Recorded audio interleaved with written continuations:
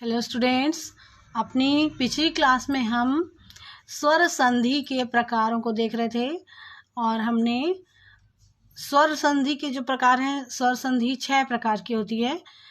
दीर्घ संधि, पहला दीर्घ संधि, दूसरा गुण संधि, तीसरा वृद्धि संधि, चौथा यण संधि, पांचवा अयादि संधि और छठवा पूर्व रूप संधि। तो हमने दीर्घ संधि, गुण संधि और वृद्धि संधि के विषय में पढ़ लिया था। अब चौथी संधि है यण संधि। इसके बारे में, यदि असमान स्वरः अग्रे आगच्छति, अगर असमान स्वर जो है वो सामने आ जाते हैं, पहले आ जाते हैं, तब क्या होता है, ई और या आ जाएगा। यदि प्रति ई और ए, ई प्लस ए हो जाता, प्रत्येक, है ना।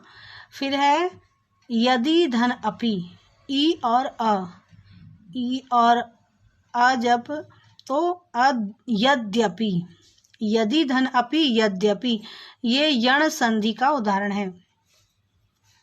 फिर है उ और वा हलंत, तो अगर सु अर्थात उ और आ, है ना, तो वह स्वा हो जाता है।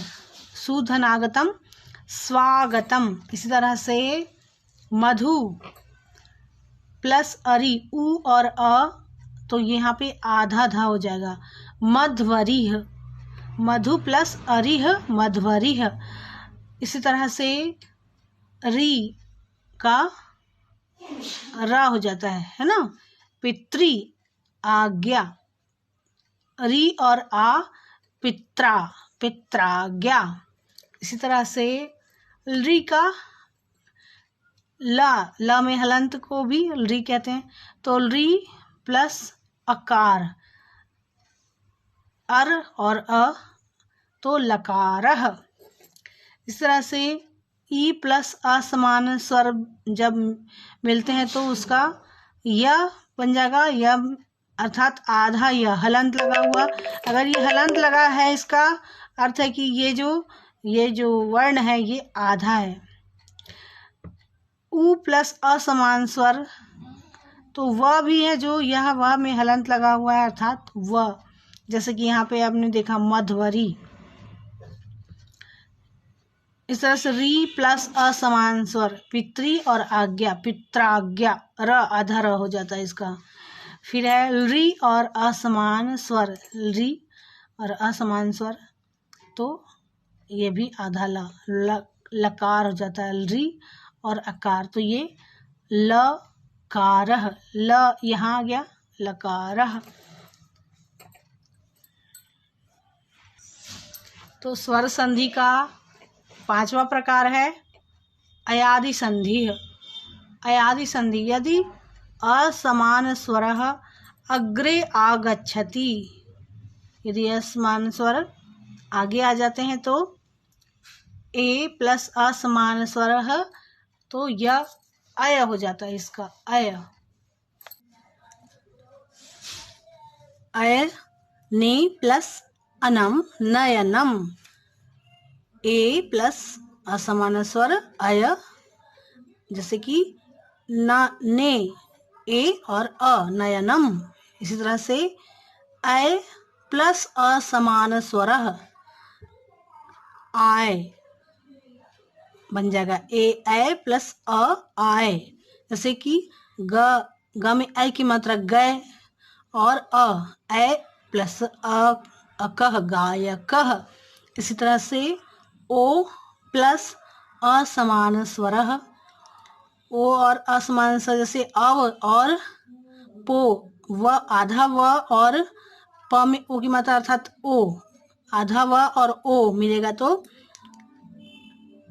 अव, तो पो प्लस अनः, ओ प्लस अनः पवनः, ओ प्लस अ, तो प यहाँ पे व हो जाएगा, ये ओ और अ मिलके व, पवनः।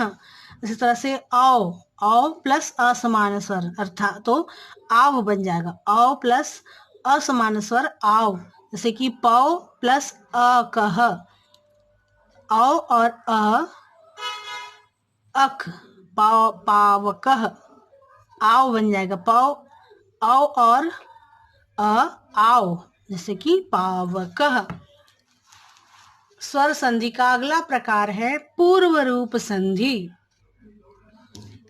ए प्लस अ, तो ये अवग्रह चिन्ह जो हम आपको हमेशा बताते हैं, ये जो लिखा जाता है अवग्रह चिन्ह कहलाता है।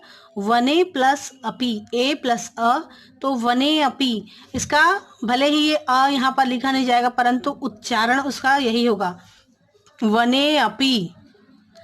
तो ये अवग्रह चिन्ह कहलाता है, ये जो एस के जैसा दिखता है, इंग्लिश के एस जैसा, और यह अवग्रह कहलाता है। इसी तरह से ओ प्लस अ, तो यह भी अवग्रह चिन्ह बन जाएगा। को, ओ प्लस अ, को अपी, ओ और अ, तो यहाँ पर अवग्रह चिन्ह लग जाएगा को अपी। यहाँ अ नहीं लिखेंगे परंतु अ का उच्चारण किया जाता है। तो आज के लिए इतना ही। अपनी अगली क्लास में हम संधि के अगले प्रकार व्यंजन संधि के विषय में पढ़ेंगे।